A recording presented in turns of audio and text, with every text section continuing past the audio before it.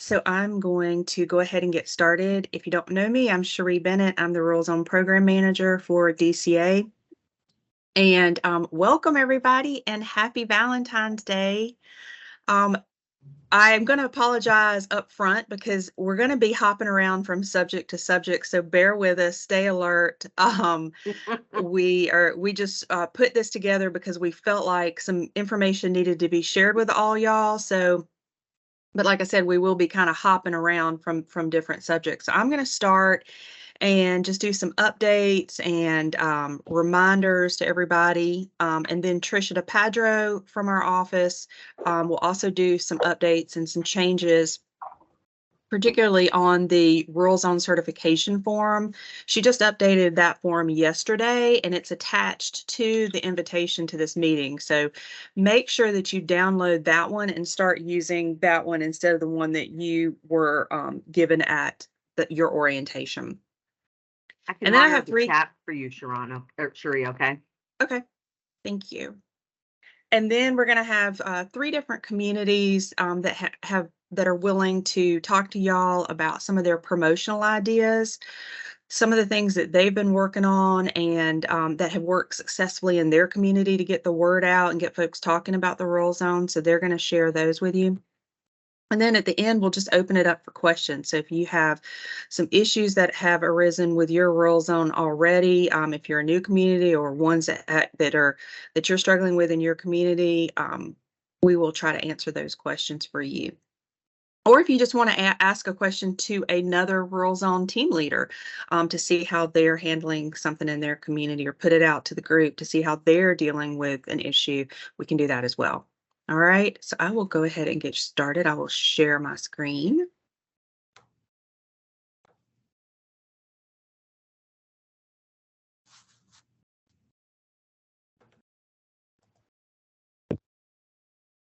All right, do y'all see that? Y'all see that? Yes. Yes. Okay. All right. So the first group of rural zone communities that were designated back in 2018 have officially expired. Those 9 communities started the life of their rural zone January 1st of 2018, and it ended December 31st of 2022. So we've now gone through 5 years of the program with these communities, and they have definitely had some successes. These are how many rural zone certification forms were submitted by each of the communities. So about 95 businesses took advantage of the rural zone tax credits in these communities. One of the things that we really noticed was that over the 5-year period that vacancy rates dropped. So the average vacancy rate in their applications, so in those 9 communities applications, was 26%. And at the end of 2022, it dropped down to 13%. So the overall vacancy within those rural zones dropped by 50%, which I think is just really good, a really good success. Individually, here are some. Cornelia's vacancy rate dropped from 37% to 20%. Springfield's dropped from 16% to 4%. Perry's dropped down from 30% to 2%, amazingly, and Bainbridge's dropped from 24% down to 5%. On January the 11th, we had a meeting with those rural zone communities that had expired. We called it Resources for Outgoing Rural Zone Communities, to provide them just with some next steps for what to do now that they no longer have those rural zone tax credits as an incentive in their downtown. So some other ideas of what they could do. But then we also just talked about how the rural zone program worked in the different communities. So I just wanted to share a little bit of that information with y'all. They agreed that the best way to promote the program really was face-to-face interaction because of the complexity of the program. And I heard this a good bit, particularly from Perry and Bainbridge and Toccoa, that walking around with information and talking to folks, if they saw that some rehab work was being done on the building, or they heard that a business was expanding or new business was coming in, talking to them face to face was really the best way to get the ideas of the program across. An idea that Christian Hamilton said that he did was that he would accompany a real estate broker when the broker was showing property in the downtown, and he would discuss incentives. So not only would he discuss the rural zone tax credits that were available, but he would discuss other incentives available in the downtown, like their local facade grant program. They all said it was really important to make sure that local CPAs were aware of the program and understood the program. You can always talk to your local CPAs about the program. You could connect them to some of our training videos that are on YouTube, which I'll talk about in a minute. And then you could always give them Tricia DePadro's contact information, because she is a CPA and she is DCA's CPA for the Office of State Economic Development. So she can speak the language to other CPAs and walk them through the process of taking the tax credits. I had always thought that the main reason that businesses didn't use the tax credits was because they were intimidated by the idea of tax credits. But it was interesting to note that these communities agreed that the main reason the businesses didn't use the tax credits was because they did not create two jobs. They had only created one job. The owner was working there, and they might have a part-time person, but they didn't have enough jobs to equal two full-time equivalents. And then second was because the jobs created were not W-2 jobs. They were 1099 jobs, so it didn't work out. And this was also very interesting. Aaron Phillips in Springfield, and if you'll remember back to that chart where I showed you how many rural zone certifications each community submitted for businesses, I think Springfield only submitted 3 rural zone certification forms. Only 3 businesses took advantage of the tax credits. But what she said was she still felt that the program was extremely successful in her community because it provided her with what she called a conversation starter to talk about her downtown, to talk about the tax credits as the incentive, but other incentives as well. And she just said it just helped her get a conversation started with potential businesses and investors. And she said that even though they only submitted 3 rural zone certification forms, that when they started the rural zone designation, she had 41 vacant buildings, and now she only has 2. So the program definitely was a success in her community. So I just wanted to share that info with y'all. We now are starting the 6th round of rural zone communities, and these 7 communities started their program January 1 of 2023. Welcome on board Baxley, Cairo, Comer, Cedartown, Hazelhurst, Dawson, and Wrightsville. And this just shows you a map of the state of Georgia with the spread of rural zones throughout the state. We now have 43 rural zones around the state.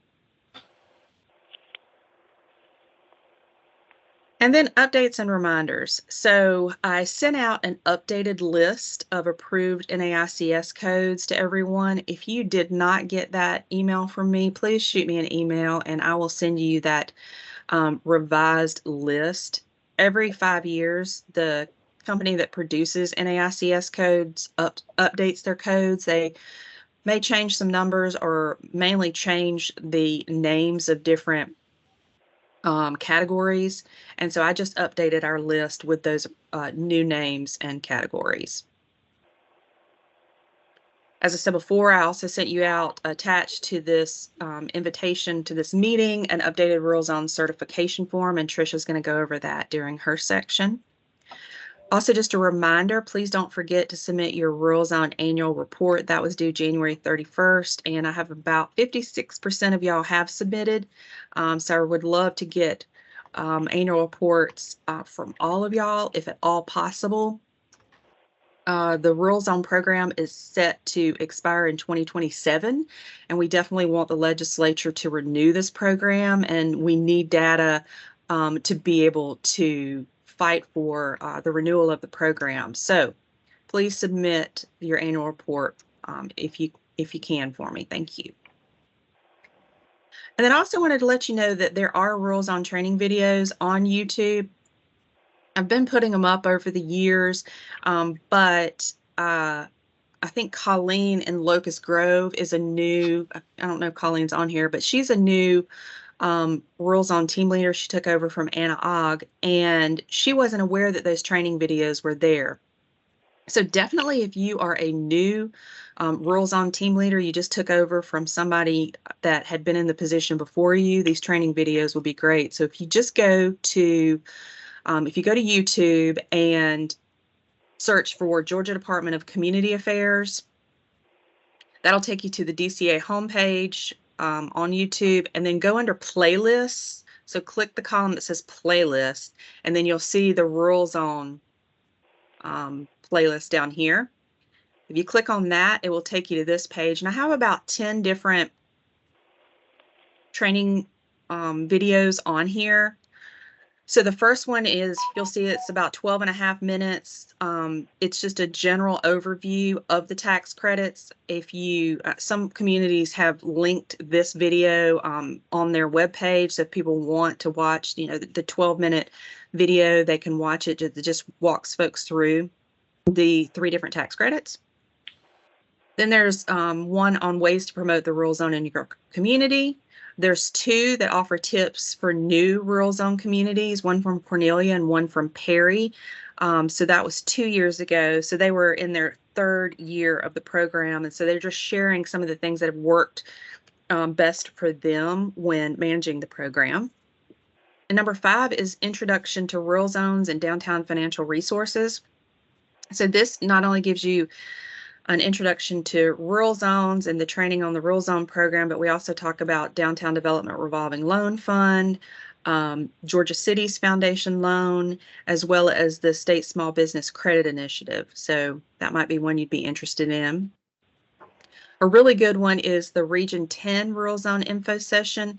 Again, I give my regular introduction to rural zones and my standard talk on rural zones, but then Amanda Glover, who is the Rural Zone team leader in Bainbridge, talks about what she's done in Bainbridge and all the successes that they've had down there with their rural zones. That'd be a good one to watch. Even if you just skip past me and get to Amanda, that would be a good one for you to watch.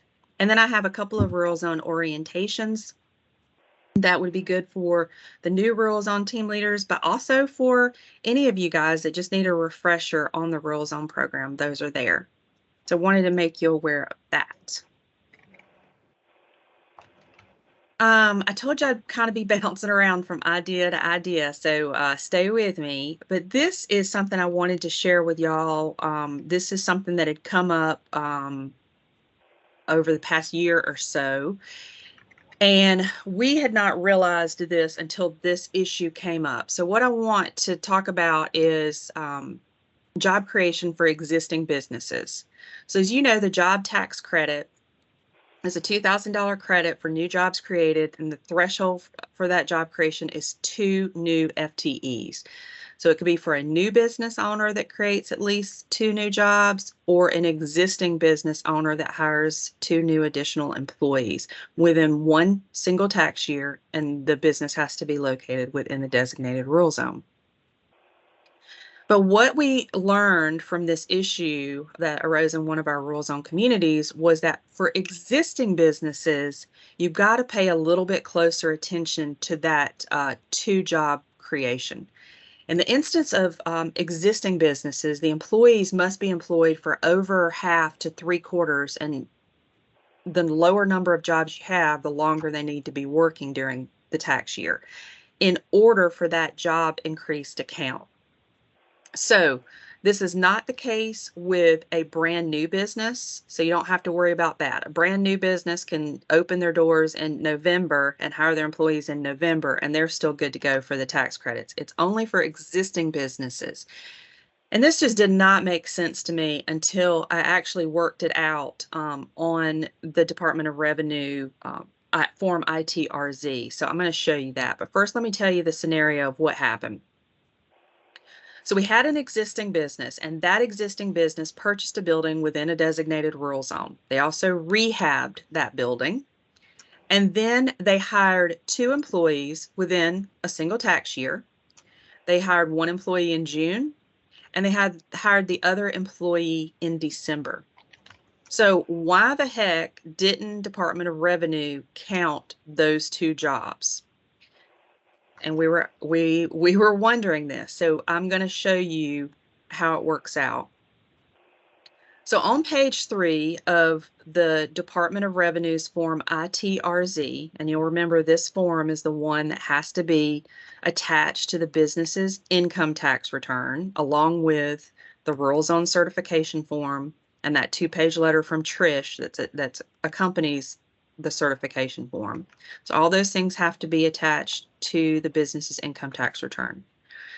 Well, on page 3 of that form, you have to figure out for an existing business, you'll see that we're looking at prior year. So this is for their 2022 income tax return. So we're going to be looking at 2021. And for 2021, the business employed 3 employees each month for the 12-month period. So following the directions of this form, you add together all those and you get 36. You divide it by the number of months the business was in operation. So that was 12 and you get 3. So their monthly average of full-time equivalent jobs was 3.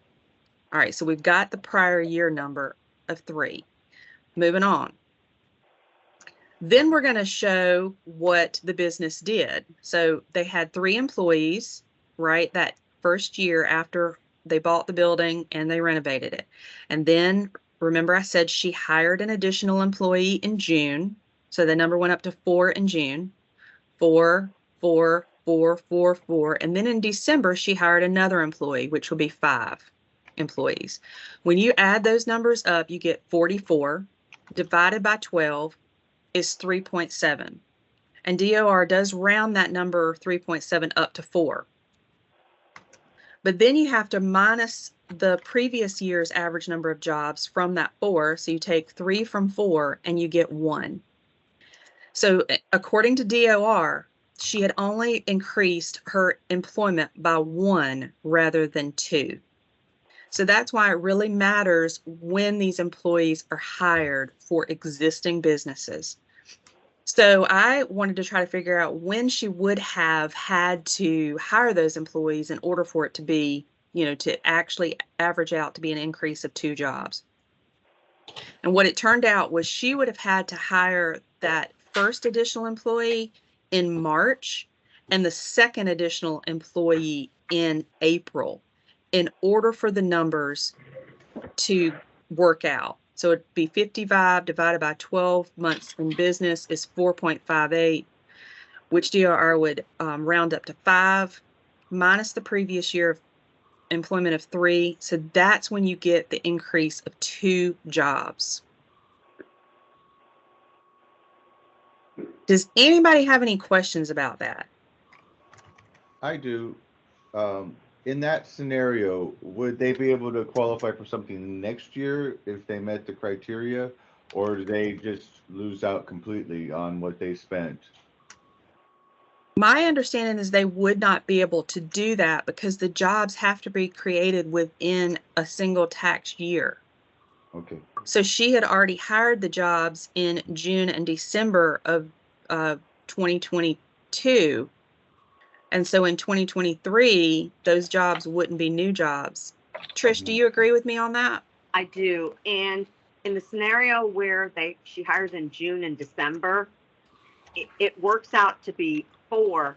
And then the following year in 23, it's going to be 5, all things being the same if she's got 5s all year. But then once you subtract the 5 from the 4, it's 1 yet again. So it's going to be 1 in 2022 and 1 in 2023. So that doesn't meet the criteria of 2 in a single tax year. Mm-hmm. So she eventually will get up to 5. It's just not the right time frame. Yeah. And when you were doing the math of a new hire, I mean, and you were dividing it by the number of months they were in business. If they were already in business and they hired somebody in June, is that going to still divide by 12 because it's they were already in business? Yes. Yes. Okay. Your first year you're in business is the only year you can really qualify for less than the 12 months. Say you start your business, because not everybody starts their business on January 1st. It could start on May 1st. So then you've got 8 months there. And then, maybe your numbers do work out to be, the correct to add. but it's the law of averages is what it comes down to, and it's not an easy concept. Thank you. So any other questions on this? I have one. Mm-hmm. Is this a auto-populated form that or could we have one, or somebody make one where we can kind of play around with it when we're talking to business owners? Oh yeah, you can just Google Department of Revenue, Georgia Department of Revenue Form ITRZ, and it'll pop up. And you can also make an Excel spreadsheet of it, so that, like you're saying, it does the dividing and all that business for you, and put formulas in so it counts the months that you've populated with numbers above 0. Thank you. Excel formula, sure enough.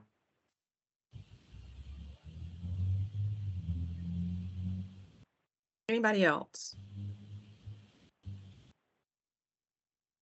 I mean, I think the takeaway is just remember that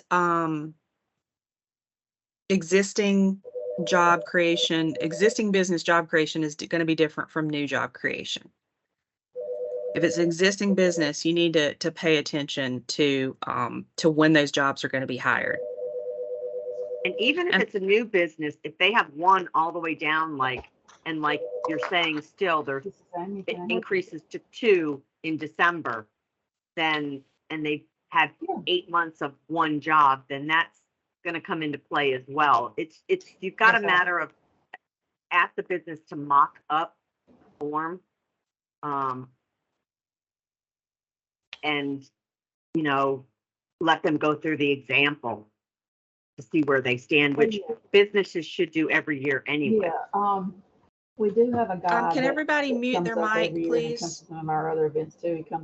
He drives a good That is, I'm trying to. far away from. He's down in Florida somewhere, but we don't have the port rinds, and y'all have. Corin, can you go in and mute that mic? Thank you. Thing I couldn't see all the folks. All right. So if you have any questions, if you're trying to mock this up, you have an example, definitely give me or Trish a call, and we can help you if you're having trouble. Yeah. Another thing I wanted to talk about is the rehab tax credit, specifically on the rehab standard. So if you know the rehab tax credit, it's equal to 30% of qualified rehabilitation costs. It's capped at $150,000. And for our program, qualified rehab costs are labor and material costs only. No soft costs can be included. We have some rehab standards, and that's what I really want to talk about and make sure that I explain those clearly to y'all. In this instance, we're talking about historic buildings, and historic buildings are 50 years old or older. And 50 years old now is 1973. So any building built in 1973 or before is now historic. And so I was born in 1973. So apparently this year I am considered historic, which is terrifying. But keep that 1973 number in mind when you're thinking about buildings within your rural zone, because there may be some that were built after 1973. And so we don't need to worry about those buildings, but anything built in 1973 or before, those are the buildings that we're looking at and need to apply these standards to. These are the standards that you were given at your orientation, and I'll go over those more in detail in a minute. But the thing that you need to ask yourself is, does your community have a historic preservation commission that reviews proposals for rehab work on buildings in your downtown? Is it required that any rehab work done on buildings in your downtown have to go before the Historic Preservation Commission to receive a certificate of appropriateness before they can move forward with that work? If the answer to that is yes, then the COA that's issued by the HPC will be accepted and shows that you adhered to the standards. But if the answer is no, you are going to need DCA to review exterior rehab work prior to work beginning. If there are any questions, particularly if they're planning on doing a good bit of changes to the exterior during that rehab.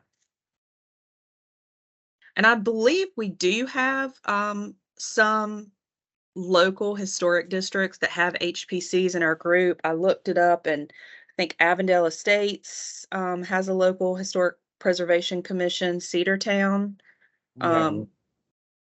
What? Thomaston has one. I'm over our historic preservation commission. That's right. That's right. Hogansville, I think, Greensboro. So we do have some that are, but many are not. And so I'm wanting to ask you that if you have any issues, and if you're concerned about the work that they're going to do, please let me know. I know I've been in contact recently with Sean down in Dawson about a couple of projects where they're going to be doing a lot of work on a historic building that's pretty much blighted. And then another building where they're going to completely change the facade. So we're talking about, what we need to do on those and whether or not the rehab work will be approved. So definitely get in touch with me.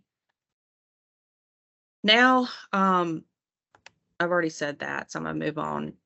Just to go through the rehab standards, and my hope is that if y'all are interested, you will let me know if you feel like you need more training on the rehab standards, and we can get the Historic Preservation Division folks that are now part of the Department of Community Affairs to do a presentation for us, because the standards can be a little bit difficult to understand because they're written by preservationists, and so certain words mean certain things to historic preservationists that may not mean the same thing to regular folks. But the main thing to understand with the rehab standards is that the historic character of a property should be retained and preserved.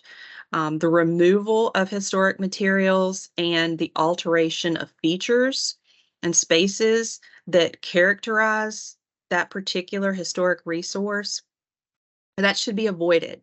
So you don't want to remove historic materials or character defining features of the property. Each property should be recognized as a physical record of its time, place, and use. So changes that create a false sense of historical development, such as adding conjectural features or architectural elements from other buildings, shall generally be avoided. So you're not going to put antebellum columns on a craftsman bungalow house, or you're not going to put windows that you would see in a brand new high rise in downtown Atlanta. You're not going to put those windows in a historic 1880s building in your downtown. Most properties change over time. Those changes that have acquired historic significance in their own right should be retained and preserved. Distinctive features, finishes, and construction techniques are examples of craftsmanship that characterize a property. Again, those character defining features need to be preserved. Deteriorated historic features should be repaired rather than replaced if at all possible. But if the deterioration is so bad that it really has to be replaced, then the new feature should match the old design. So in other words, if your construction company or rehab company determines that your windows in your downtown building are too far gone to repair and they need to be replaced, then they should try to match the design of that window as closely as possible. Sandblasting is a no-no, so just keep that in mind if you have brick buildings and folks are wanting to sandblast it to remove paint. That is not a good treatment and can be dangerous and actually cause the deterioration of the brick, because sandblasting removes that protective surface, outer surface of the brick. Number 8 is on archaeological resources. So you probably won't be dealing with that in your downtown unless you have vacant lots. And then number 9, new additions. And new additions means like adding on a 1-story addition to the back of a property or a two-story addition onto the back of a property. Exterior alterations or any related new construction should not destroy historic materials that characterize the property. And new additions and new construction should be undertaken in a manner that if it was removed in the future, the essential form and integrity of the historic property and its environment would be unimpaired. And new additions is not talking about new additions to features like windows and doors, but particularly a new addition would be like a one-story or two-story addition on the back of a property or the side of a property. If you want to submit rehab work for DCA to look over and advise you on, these are the things that I need. Please submit a current image of the building and give me the building address because I'm going to look it up on Google Maps. Please provide any drawings or renderings of the proposed exterior rehab work. You know, what is the owner proposing to do with the exterior? And again, if it's all interior work, then we don't need to look at it. It's only exterior rehab work that we're looking at for those buildings that are built 1973 or before. Provide the date of the building, the date the building was constructed, and please give me the source of that information. The source of that information, should be something along the lines of,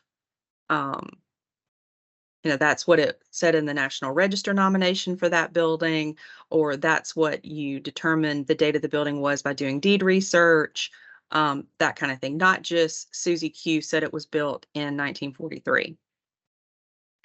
And then provide historic photographs of the building, if at all possible. If you have those or able to find those, we'd love to have a historic photograph of the building. But the main thing is, let's be diligent on the rehab work to make sure that it's meeting the standards because we don't want anybody to jeopardize their rehab tax credits. Any questions on that? I have one quick question on it.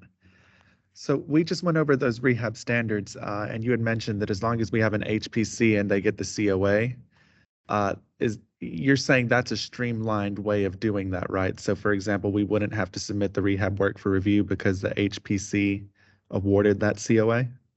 That's right. Because the Okay. HPC is going to have a set of design guidelines for your Precisely. buildings. Okay. I have a question. For properties that are already underway, do we need to go ahead and have them stop and then submit all this information to you? Because for whatever reason, I missed that we were supposed to. I called you about a particular building and we talked about the fact that UGA did a rendering for them but I didn't notice send that in. Is it too late? No, why don't you go ahead and send me that? But UGA did a rendering. Was it students from the Historic Preservation Department or? It was the RSVP master planning process. So Oh, I'm not sure who did it. I could find out though. Okay. Yeah. Send that to me. Okay. I mean, normally the folks at UGA would be doing good design. So, but yeah, let me look at it. Okay, thank you. Cherie, I believe when I turned in my annual report that I did an extra slide that included this. So this is one that wasn't eligible for the tax credits for this year because the job creation had not been done. But it does have the overview of the lot. And I can give you more information on all of it. But the same one that Jenny is talking about, Okay. I added that as an additional slide so that you could see what was up and coming. Okay.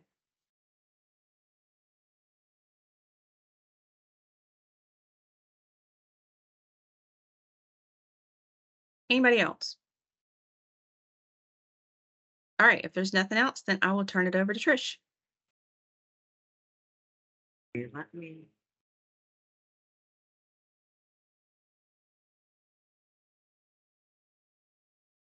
Share my screen.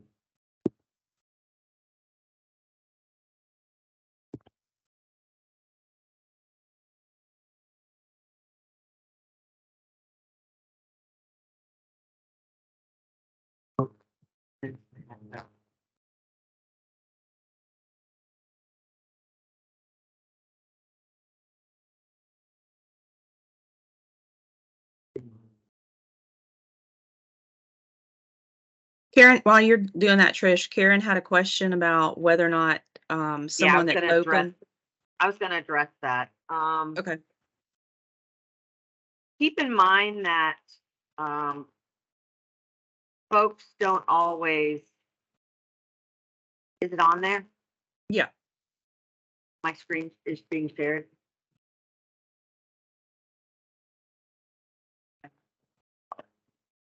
What's the little button in the right?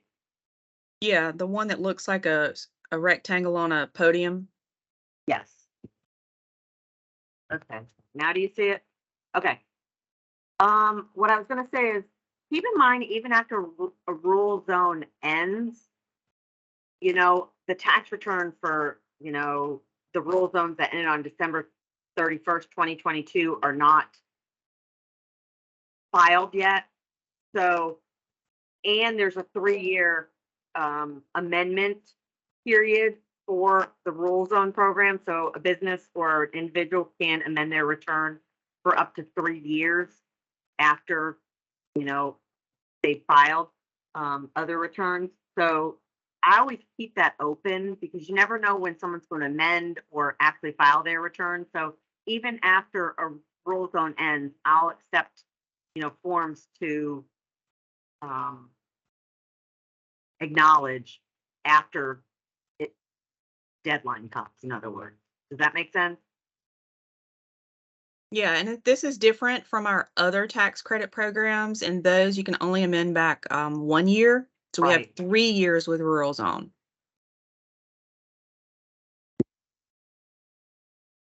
Can you still see my screen? Yes. Okay. Okay.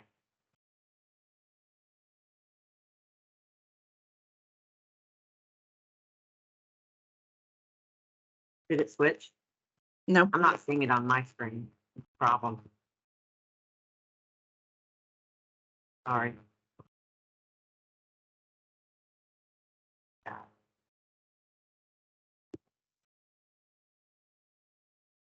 Okay. Is it on the second slide? Yes, now it is. Okay. All right. The rural zone certification form.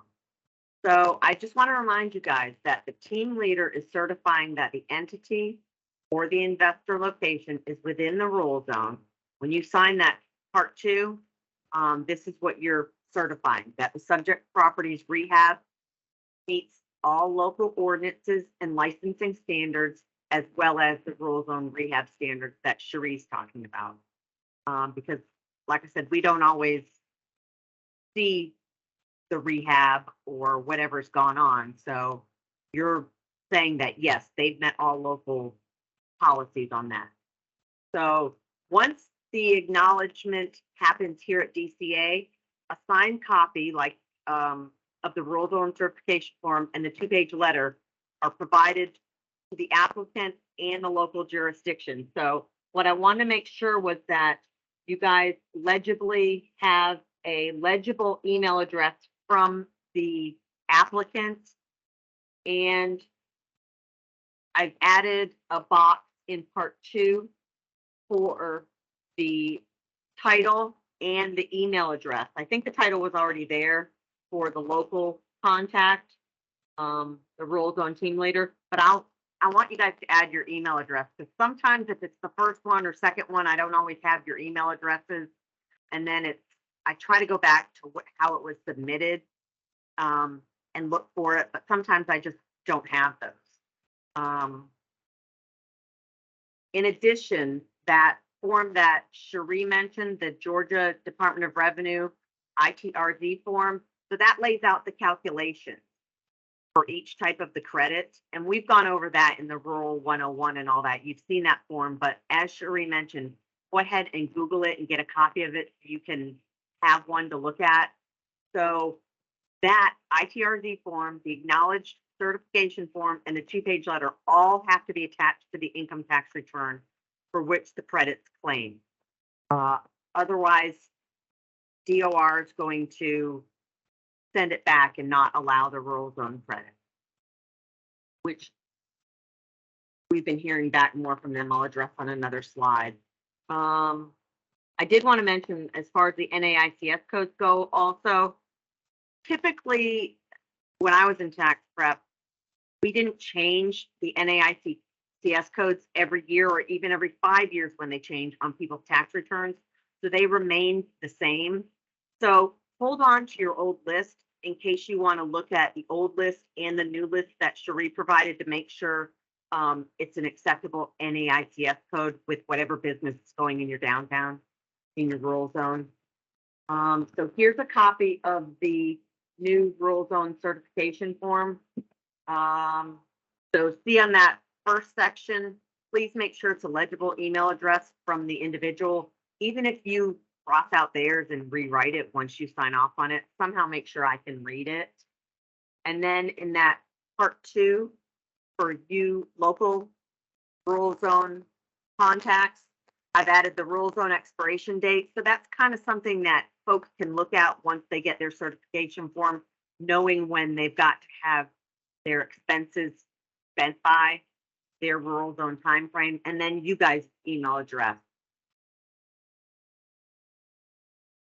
Okay, so this is the broad definition of how calculation for the full-time equivalence happens. This is what's given to you guys, the slide that's given to you guys in the Rural Zone 101 and any other lunch and learns we do.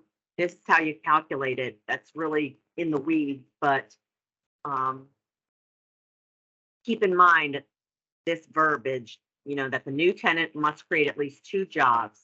And this question has been posed to us. The business purchased the building and made some improvements. They leased the building to an existing tenant, which will not create any new jobs, and then to another new tenant business. And the new tenant is going to create the 2 jobs. So as we've preached so much in the last however long, you know, you guys have been in the rural zone program and that we've had the rural zone program, unless the 2 new jobs are created, 2 FTEs are created, that's what triggers any of the credits. So without new jobs being in place, the credits can't be earned. So if there are already the FTEs in place, the jobs don't count toward the 2 FTEs required to trigger the credits. 2 new FTEs must be created and maintained. So in any case of whoever's creating the jobs, the person that's not creating the jobs needs to keep a good rapport with the business or entity creating the job so as to ensure compliance with the 2 FTE requirements, because that person or entity is going to have to check in annually with the business creating or maintaining the job to make sure they're still being created / maintained so that your credits are triggered each year. Because, you know, the 5-year or the 3-year, if there's a year that the jobs aren't maintained, then you can't take the credit. That doesn't give you credit. I can't stress that enough, because nothing more I hate than someone not being able to take their credit because someone else didn't do what they're supposed to do. So like I said, the business owner is going to have to check annually with the tenant or whomever's creating the job to make sure that they were added or are being maintained. And keep in mind that the credits are subject to the Georgia Department of Revenue audit at any time. So make sure that copious records are kept. You know, such and such on this day emailed me and said that they maintain their 2 jobs all year, because proof is not submitted with your filing. So you need to keep copious records and just keep a file that says, all right, if in the event of an audit, here's my file, here's the business's file that says, this is how I reported that 2 jobs were created and or maintained, and this allowed me to take my credit DOR. Here you go. And this is kind of what Cherie just went over as well in her example. So it just doesn't hurt to have this in writing so you guys can look back on this. As I stated, the law of average occurs. So I always say mock up the ITRZ forms for whoever's creating the jobs, you know, pages 3 and 4, even if they're not using those pages to take advantage of the credit related to the job creation. Because remember that we had an example in 101 where one tenant created one job and another tenant created another job. You know, that stuff you've got to keep in your notes that say this business created one job, this business created another job. So in the building, 2 jobs were in fact created, but neither of them are taking advantage of the job creation tax credit. So these are all little tidbits to keep in mind and make sure that people do these things so that they can take their credit.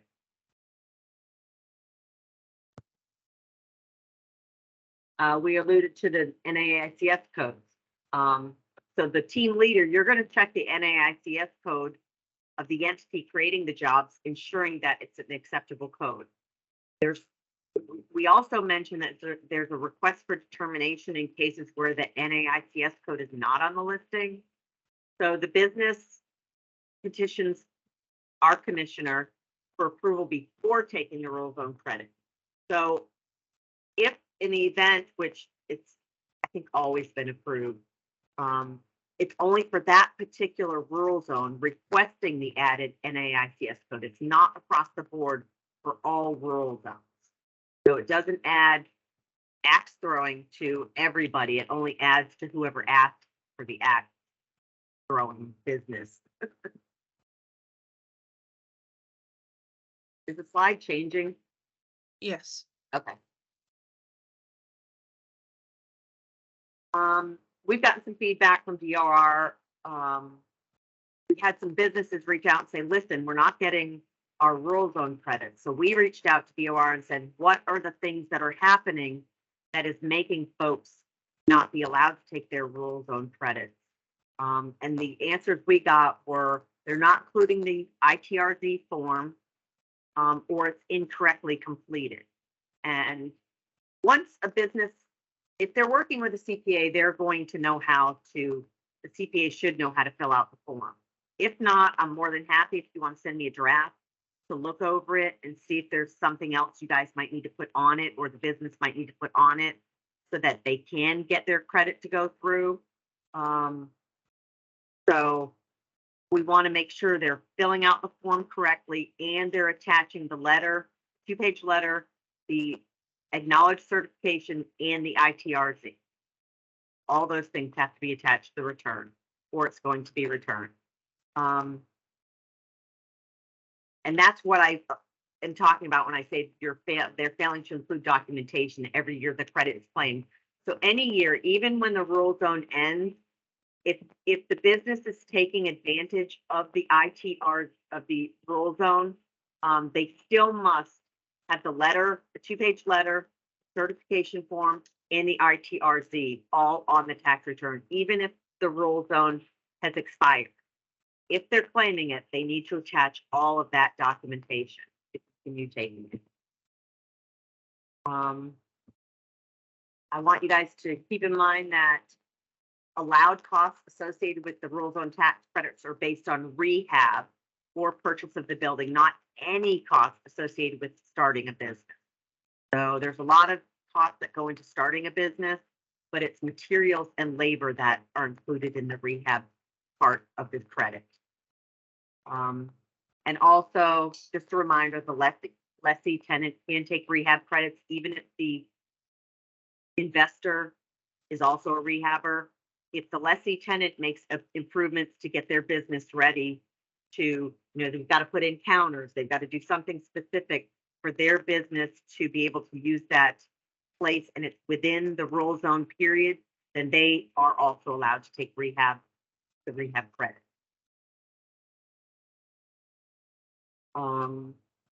This is another reminder. If someone files the rural zone certification form before they have their final rehab numbers, that's okay. We can still sign off as long as they're doing all the local ordinances. They're doing all the local ordinances and licensing standards. They're following those, and they just don't have their final numbers calculated out. that's fine. The final numbers go on the ITRZ form. So if there's the line that says rehab costs and they're $50,000 even, and when you file your ITRZ, it's $55,522, that's fine. We've had questions. I've had auditors from DOR ask me, is that okay? And I say yes, because they may not have their final numbers of their rehab costs when the certification form is filed. So just keep that in mind. Those numbers can be different. It's okay, but the final numbers go on the ITRZ form. That's what the credit is going to be based on, divided by 5 years, 3 years, whatever it is for the investment or the rehab credit.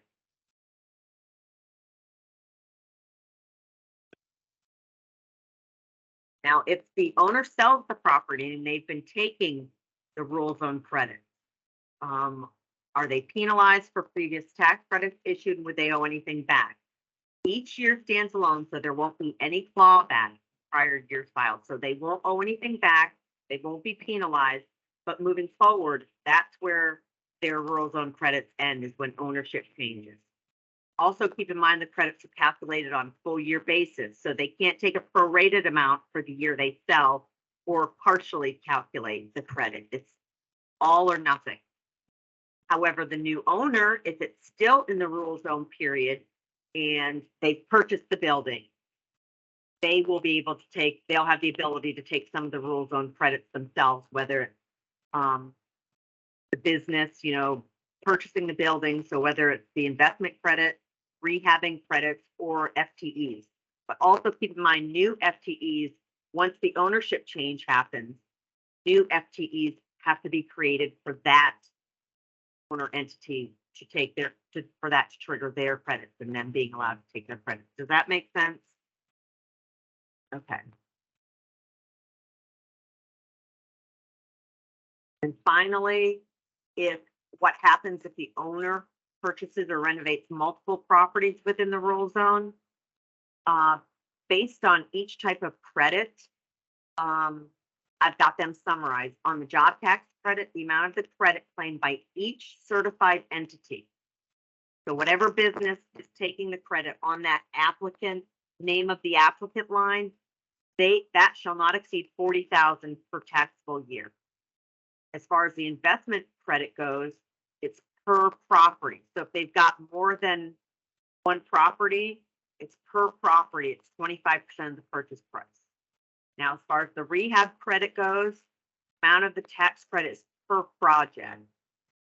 So that could be, if there's a couple of projects in the same building, you know, you're breaking it into two, I would keep the cost separate. So then you could call them each a project. So that's per project for the rehab credit. Does that make sense, everybody? May I ask a question? Yes. So how do you define property? Is it by the parcel or actual building? Because we have some scenarios where for some reason, multiple properties are on one parcel, but they are very much separate buildings. Does DOR go by address? I don't know. I'll have to shoot that to me in an email, Jenny, and then I'll have Cherie send that out to everybody. That's a great question. So Trish, I want to say that these definitions came from the DOR regs and not our rules. So what you're saying is, because I think this one's actually new to me. So ABC LLC, even though they might have 3 buildings that they're creating jobs in, they max out at 40,000, even though it's in 3 separate properties. But the investment credit and the rehab credit, not the same. Correct. Huh. Okay. And a lot of times, though, too, the rehabber and the investor is not necessarily going to be the one creating the jobs, unless they bought the building for their business. But that's a lot of jobs. Yeah. So I don't know that anyone's ever kind of gotten even near that. Okay. Based on what we've seen. Because what I see usually on a rural zone certification form is like 2 to 3, maybe 5 I've seen. And that's only 10,000. Yeah. per year. So I don't know. And then, it depends on, maybe they're going to be 5 jobs at first, but then they get up to 20 jobs in year 5 or 25. Yay. So I think All that right, was does anybody it have any for questions for my Trish? section. Those are just, and I think Cherie's going to send out these presentations to you guys too, so it will be nice to see it on paper and have it in black and white to refer to. If the question comes up, because maybe you'll say, oh, I thought I saw that in something, and then you can flip through the slide stat and see if you've seen that and you have the answer, or you need to reach out to us. We're more than happy to answer questions, so don't feel like you can't, even if it's on the slide deck. The one question I would have for you is that when you were talking about people having their documentation correct when they submit their tax return so they don't run into any trouble, in cases where people have run into trouble, does the Department of Revenue allow them to fix that problem, or is it outright rejected? Do they have to amend their return? How does that normally work? They'll allow them to correct it. Okay. That's why it just holds it up. It's a hassle Yeah. to get held up, Okay. But then if there's something that, they're not quite sure of, feel free to reach out to me. And I do have a good rapport with a lot of the auditors down there. So they ask me questions based on the program, which once we get you qualified for the credits or whatever, it's usually in their ballpark, but they'll call and ask me, like they did at the very beginning about how the number didn't match from the certification form to what was filed on the ITRZ. And then I said, no, maybe they found some more receipts or something. You never know. And then there's also, like you said, there's a way for them to amend if it flat out is not the right number or something like that. Thank you. You're welcome. There's plenty of vehicles for them to get it right. And this program is fairly young still in the way of DOR, managing it. So, there's still questions that Cherie and DOR and I go back and forth on, figure it out and make sense out of a situation, because you can't anticipate every situation that's going to happen with a credit or a tax scenario. There's always going to be those monkey wrenches. Any other questions for Trish? Did I take too much time? No, you're good. All right, now we're going to move on. Let's see. Should we start with the most senior rural zone team leader, Jason? You there? Yeah. Hey, everybody. How you doing? Hey, so Jason is with the rural zone in Hartwell. He's done an excellent job. I mean, he's trying to break Perry and Bainbridge's record on number of rural zone certifications submitted. So Jason, share with us what you got going on. What are you doing to promote the rural zones that it's working so well in your community? Sure. Well, this program just came along at right place, right time for our community. If we think back to recession in 2008, 2009, and how things just lagged behind, a lot of work was done and our community was ripe. And a lot of folks were sitting on the fence of should we do or should we not do. And we got the first building that rehabbed was a brewery, and they had a little investment group, and each member of their investment group seemingly bought a building. And so we had this core group at the very beginning that we all kind of learned the program together. We sat down in a room, we spent time, we had a CPA that, we've got a real tight knit community. So I was able to call them and say, hey, even if they're not your client, will you help us understand the rules then? And he was very happy to do that. And so as we went through the process, the word got out that the city had this incentive program. And we spent a lot of time, boots on the ground. Definitely face-to-face meetings were the most successful for us. We did do some lunch and learns at the beginning, but the pandemic happened. And so it stymied our ability to get together, but we still made phone calls and we still kind of did the social distancing thing that everybody else did. But during that pandemic time, when you thought and you were worried everybody was going to shut down, people used that time. They used that time and they made investments and they bought buildings and they rehabbed the buildings during that time. And we ended up having 30 some odd businesses open up between 2019 and now. And so our downtown is largely revitalized. Most everybody was able to take the tax credits. So we had some 1099 folks that we weren't able to, help them get those tax credits. We had some folks that didn't create enough jobs, so kind of the same thing that we talked about at the beginning. But for the most part, we had everyone able to jump on board. And it's really been one of those things. I mean, I think we've sent emails saying, how can we keep it? How can we extend it? And we certainly understand that everyone needs a turn. And, the program does have a sunset that we can hopefully get the state legislature to impact. But one of the most beneficial things that we did is we have a large volunteer group in Hartwell, and everyone knows the talking points. And so every time we just did our own shopping, we would check in with business owners. How's it going? And Rule Zone is one of the things that everyone talked about. And even if they couldn't talk about it in specific detail, they knew some of the buzz, they knew Rule Zone, they knew that it was tax credits and you should call Jason. And that's kind of how we worked. We worked at grassroots, we worked at boots on the ground, and it's really been a successful program. We're really thankful for it because I think that a lot of folks sit on the fence and say, is now the time? Should I do this thing or should I not do this thing? And Rule Zone for us created an environment where the answer to that question was yes. Jason, some of the other communities have said that once they get that first investor, that first business to take advantage of the tax credits, then they are kind of the cheerleader for the program. Did you see that happen in Hartwell? Very much so. It was like dominoes, right? Once we got one, the next one came, and the next one came, and the next one came.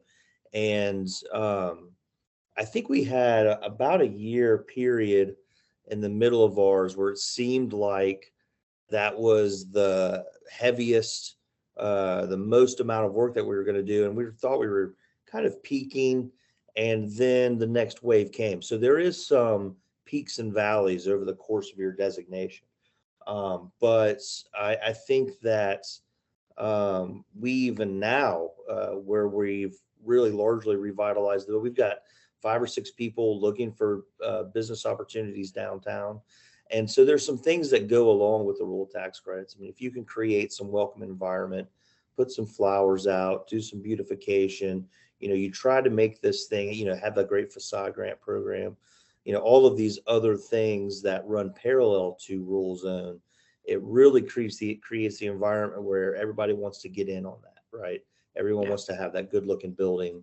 Everyone wants to have that thriving business and people coming by. So it's a holistic approach. It's just a piece of the puzzle, but it's a large piece of the puzzle.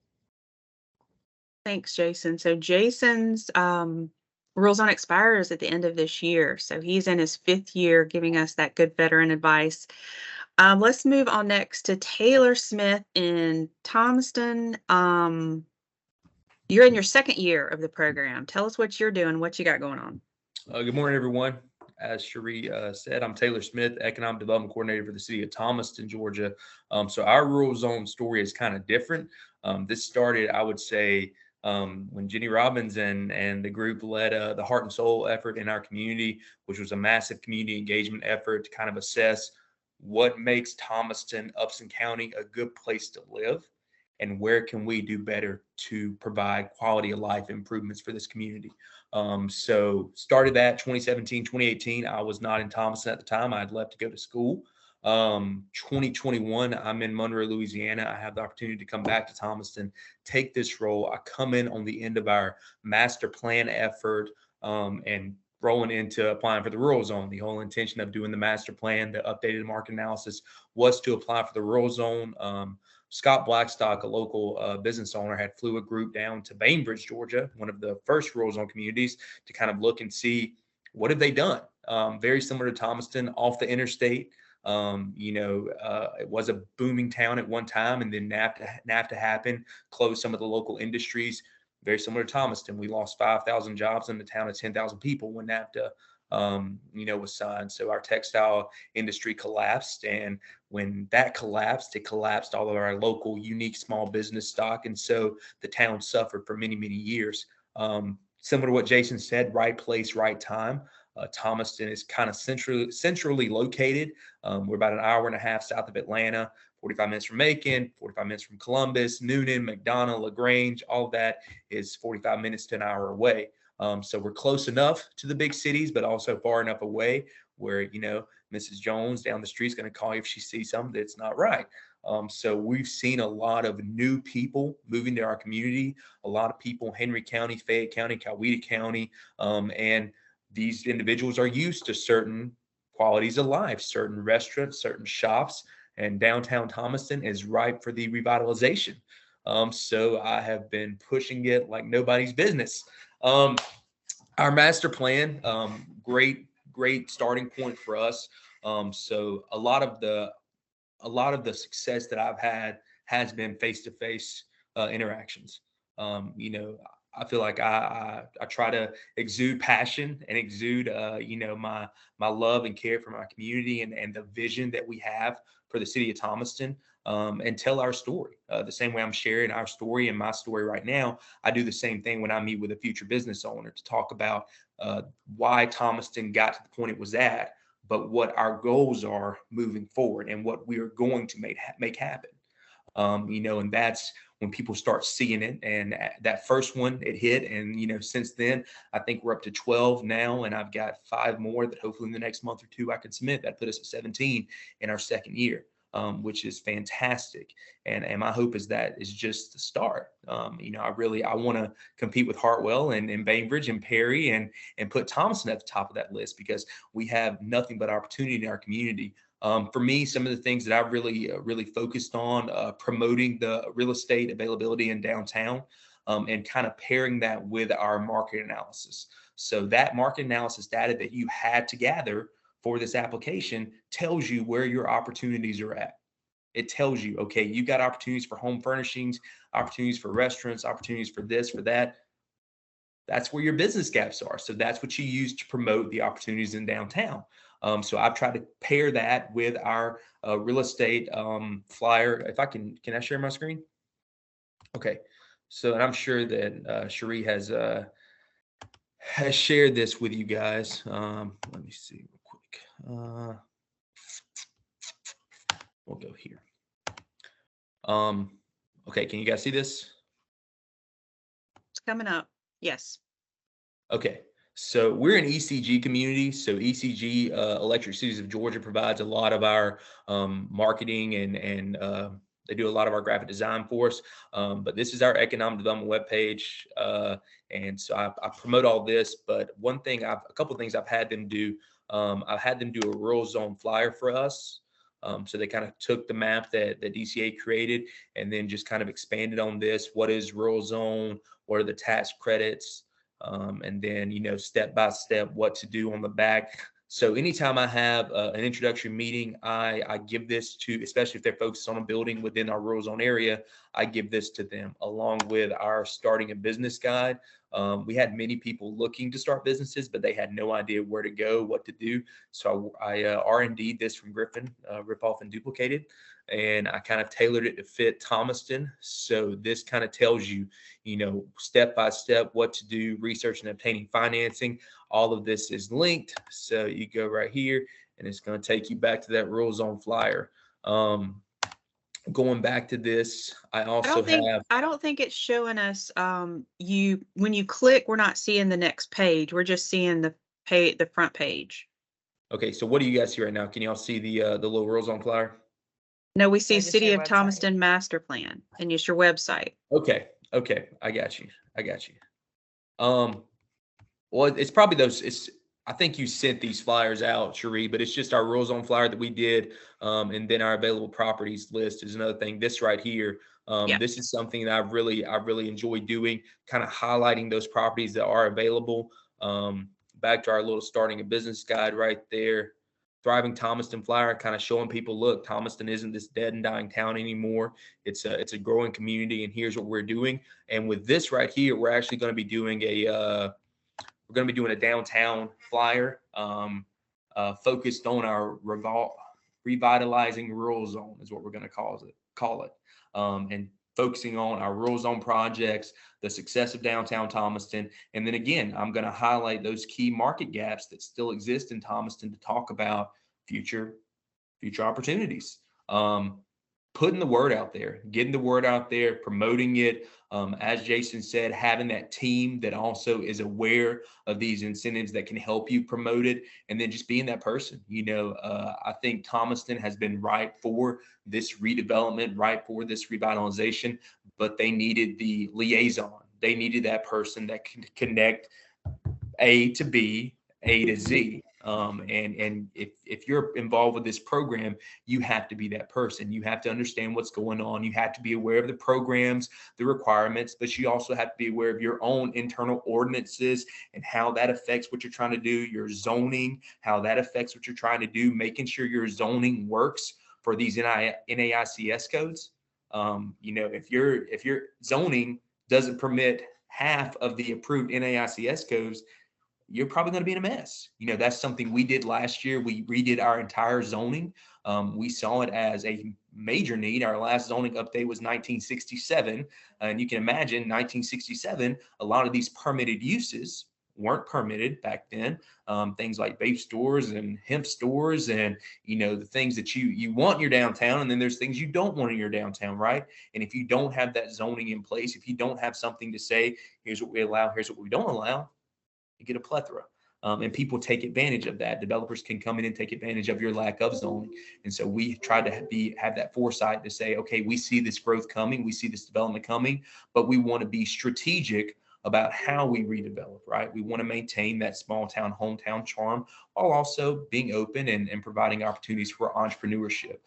So learned a lot in my first year. I don't see it being a problem promoting, marketing the program. That to me, that's easy now. To me, it's just at this point, it's getting the word out there even more. Really creating some type of local entrepreneurship program to incubate local startups. That's my focus in 2023. The Rural Zone program is a great talking point. It's being able to just sit down, and even if they don't apply for it, and that's conversations I've had. Look, even if you only create one job this year, just understand, if you were to create 2 jobs in the future, you can add on here and you can be a rural zone project. So people see it as, okay, I can open the door in 2022, but say in 2024, if my business is successful, I can take that next step. So we've had that happen. We've had a lot of small businesses come in with only that one job, but they're taking it, getting their feet wet. And if they say, hey, wow, my business is doing well, they know that maybe I can buy a building in 2023, maybe I can renovate it, and then maybe I can create those 2 extra jobs, right? So it's a great program. I'm happy to answer any questions anyone has and push it. Be your town spokesperson. I have a question. Oscar? Do you have to talk to your representatives in your area to get the businesses to be allowed? So where we're at now, so if there's a zoning request, say if it's a special use request or they want to have a rezoning, if it's within our DDA area, and majority of that, rural zone is majority components of our DDA area, it has to come before the DDA board and be presented to them. While they don't have a say in the matter, It's to the point now where we want recommendations from that board, because what was the point of us spending all the money on the master plan? What was the point of us spending all the money on the market analysis? What was the point of applying for the rural zone? You know, if we weren't going to take this and push this vision that we've all come up with, right? I mean, you know, for example, we had a funeral home looking to come into downtown a couple of weeks back. And while that is, we support new businesses, it was located in the heart of our rural zone, the heart of our entertainment district, right beside a fire station that we're looking to redevelop. And so we've established this process where at least the DDA has an input, right? So that input then goes to the zoning board and the city council, and ultimately city council will make that decision this upcoming Tuesday. But we want at least it to be an inclusive process where everyone is involved. Oscar had a question. Yeah, quick question. You said that you had redone your zoning last year. Yes. Did you do that completely in-house, or who did you get to help with that? We're getting ready to take that on ourselves. We used a consultant. His name is Bill Johnston. He's been doing zoning for many, many years. I'd be happy to provide you his information if you want to shoot me an email. Okay, will do. Thank you. No problem. Any other questions for Taylor? All right, Jenny, starting her first year in Homerville, and Laura as well. What you got, Jenny? So I'm Jenny Robbins. I'm with Georgia EMC. I'm the manager of community development. And in 2020, we were fortunate enough to, when I was on travel restriction, I asked my boss if I could help my local community reactivate their DDA. And we hired a new Main Street manager, and she's on this call, Laura Nipper, and she gets every ounce of credit for our success. But I took the time to go through the rules and application process because we don't have code enforcement. And we knew we needed some honey since we didn't have any vinegar. And so Laura and I got started learning about what was available. We got the DDA reactivated. And then we found out about the rule zone and immediately knew we wanted to apply for it. So our marketing really was easy because we had so much momentum during the application process. We have a small group of people over COVID that love this community, Homerville. And we kept running into each other, you know, with our mask on, social distancing and whatnot. And we came up with this phrase that the decisions we make over the next 5 years will dictate what we look like over the next 50. And so that group started meeting quarterly, and we just went around the room and said, what can we do to help you? And we helped the school system pass their East Blast. And then it came my time to say, I want help applying for this rule zone. And so we divided and conquered. We had retired teachers write the history of the community. We had the school system loan students to do things. We had, we just had 1 million volunteers. And so we gained a lot of momentum. I mean, we had preachers praying over the application before it was shipped. I'm not kidding. Everybody was part of it. And I think that momentum and then the celebration of getting it was really kickstarted us a lot. Of course, we did social media blitz, and the local newspaper is a community paper, so it's well read. And we did a great feature story in there. We quickly educated our key partners, the banks, the lenders at the bank, the CPA, the real estate agent. And our DDA is really a robust group, and they have a lot of networks. So they started sharing the information. But immediately we revamped immediately Laura created our website, and I'll share this. Let me share my screen. She taught herself, and she is not for hire. I'm going to say that now. She taught herself to create a beautiful, beautiful website. And the star of the website, let's see, there it is. Okay, let's see if y'all see that. Does everybody see that? Yes. Okay, so the number one thing on our homepage is the Rural Zone tax credit. And we started driving, we got a new brand and started driving traffic to this website. So we have local everything on it. Yeah, there we go. And that's where it lists all our shops and whatnot. We have real estate. We have information about our incentives. And so we had all this up and running pretty quickly. And then I'm going to share this page. Let's see, stop sharing. I'm going to share, switch. We immediately revamped our facade improvement program. We were gifted $250,000 for downtown development. So that was incredible. So, and it was private funds. So therefore we were able to use that as a facade improvement program. Do you see our flip book?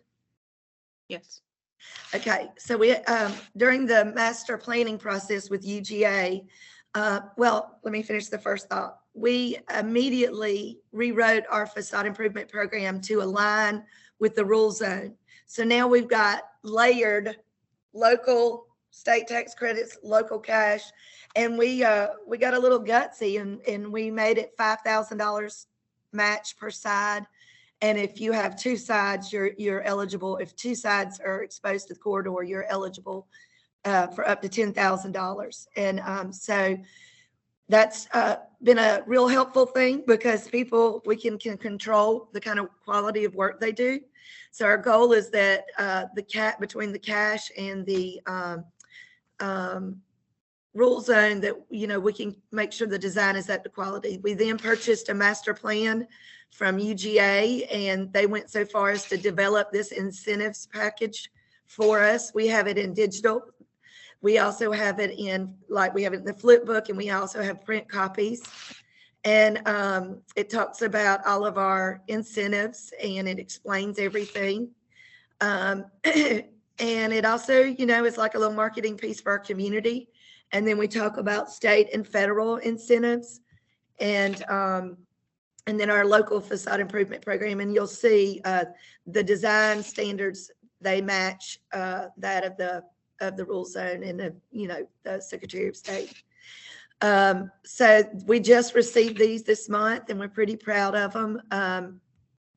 The excitement, I have to say that the excitement between the rule zone application, master planning came right after we got the designation. UGA came right after we were designated a rule zone. So we've just been trying to capitalize on this momentum. We're moving towards a more formal process where, like I was saying, I want to get my hands on those tax documents so that we can make sure people are eligible. And really, my greatest concern is the design standards. So we have a DDA meeting this month, and Laura and I have decided that our DDA members, even though they've been through all their training on design standards, it's sitting through 8 hours of training doesn't mean you understand every scenario. So we've decided that in this meeting, we'll make a formal effort to say, y'all are allowed to promote the rule zone, but standards and approvals go solely through Laura. And then Laura and I will work together with DCA, of course, with y'all, and really dive deep into our knowledge so that we can make a good effort. But we've accomplished a lot, and I think that this is indicative. I'll tell you these last two things. The energy and the momentum we have is so capitalizing or so growing that our population in the city is only like 2,500. And we had a cleanup day for downtown, right? Not long after we got designated, and over 300 people showed up for 4 hours, and they mowed the grass and they cleaned the sidewalks. And so not only are we seeing a new revitalized love for downtown, I just pulled Laura's numbers that she turned into y'all, in little downtown Hummerville had over $950,000 private dollars invested into our tiny little area. And so I would just say the best advice I could give any of you is the best advice somebody gave me when I first started with Main Street almost 20 years ago.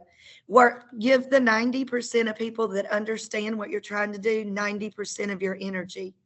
Do not give the 10% of people that don't get it 90% of your energy. Give them that 10% and win them over, but exponential growth and momentum comes from positive energy and giving your energy to the people that get it. Any Thank you, questions? Jenny. Yeah. Any questions for Jenny?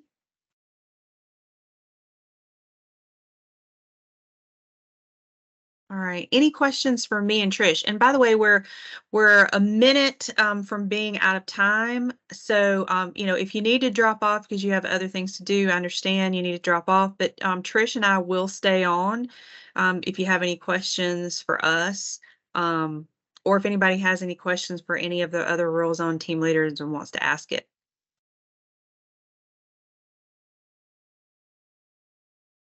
I have one question for you, Cherie, and maybe Trisha. I'm not sure. Well, I guess it's actually two questions. First question is, we went through many different forms of our final parcel list before we turned in our application with the Regional Commission.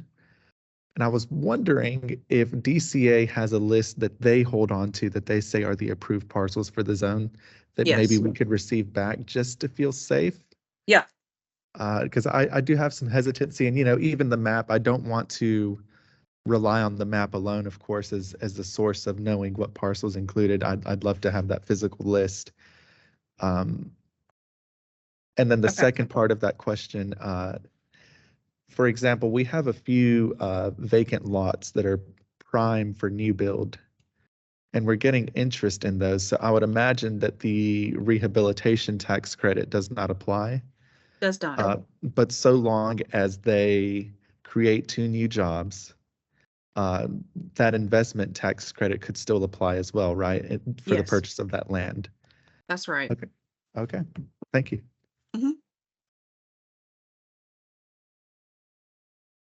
Any other questions?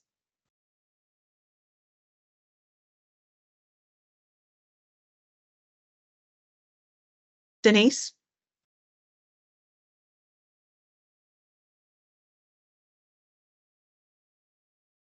Denise, I see your hand is raised. Do you have a question?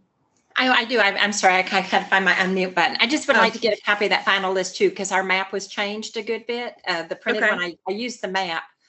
I have somebody, I think, that is looking at a parcel that is like one parcel outside of the zone, and they wanted to know if we could have our zone amended to pull it in. No.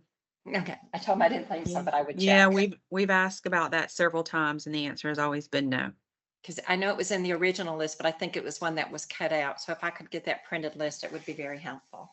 Yeah. Thank you. Thank you. This is very helpful today. Thank you. Good.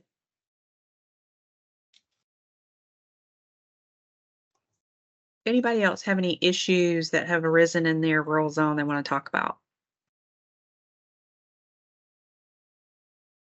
All right. Well, like I said, Trish and I will stay on if you want to stay on and discuss an issue. Otherwise, thank y'all for joining us and happy Valentine's Day. Have a good week. Thanks, guys. Have a good one. Thanks, Taylor. Can I ask one more question real quick? Yes. Do we need to, I know I sent in a form for a customer, a client, but I did not send in that ITRZ form. Should I have submitted that with theirs? I didn't think so. Okay. No, that's for Department of Revenue. Okay. And Denise, I just got, I saw your email. Mhm. Trish, you on the phone? Okay, there you are. Yeah. Trish, Denise was wondering where where you are with the Rural Zone certification for Ryan Hood project in Hiawassee. Let's see. I've had some people reach out. I'm still playing catch up from job tax credit calculation. And I had a huge request for determination that had like 70 locations on it. So that's taken me a couple months. Oh, wow. So I'm hoping to be caught up with everything by the end of next week, as far as certifications go that I have in-house. All right. Yeah, we've got a lot of activity going on. We've sold 3 more parcels in the rural zone area. Yeah, well, it's going to be 2 years before they're developed, but we'll still be in our rural zone time. Good deal. That's when I had asked about adding the second story. They're going to tear the building down and do it in 2 phases. I mean, it's just a cinder block building. There is nothing there. So, yeah. But the Like hotel should be open in April is what we're anticipating for April, for our hotel to be open. Okay. I think that was all that I have. Thanks, Denise. Okay. Anybody Or they're else? taking me a minute to get them completed. Okay. Thank you. He's just asked me about it a couple of times. All right. Word. Thanks. I appreciate it. You guys have a great day. You You as well, too. thanks. Bye-bye. I have Hey, one other Oscar. question. Yes. I don't want to get into the appropriateness of what this business has done. I just want to know if I could help them take advantage of this zone designation. So we have a business downtown, a restaurant that unfortunately they did all of their large amount of investment. I mean, we're talking probably they put in $700,000 into this building to open a restaurant. And so they opened last year, they finished last year, so they're not really eligible for all of those things. But I was wondering if they may be eligible for the tax credit if they swap over from, again, from what I believe to be 1099s over to W-2s. Yeah. My understanding is those would count as new jobs, right, Trish? Yes. Right. So the W-2 is what defines the creation of a job. And like I said, I don't want to get into the appropriateness of what they were doing before, but Yeah. if they create That's a W-2s, restaurant it for you. creates new jobs. Yeah. Exactly. I mean, I think our regs and the statutes say the jobs are considered jobs when they pay their withholding taxes Yes. withheld, their taxes withheld. And so on a 1099, that's not the case, but with a W-2 there is. So that's why we say it has to be W-2 jobs. And then if I remember correctly, there is no pay wage that's regulated to the W-2 itself, only that it is an appropriate W-2 and that of course federal law is followed. Yeah. Right. Okay.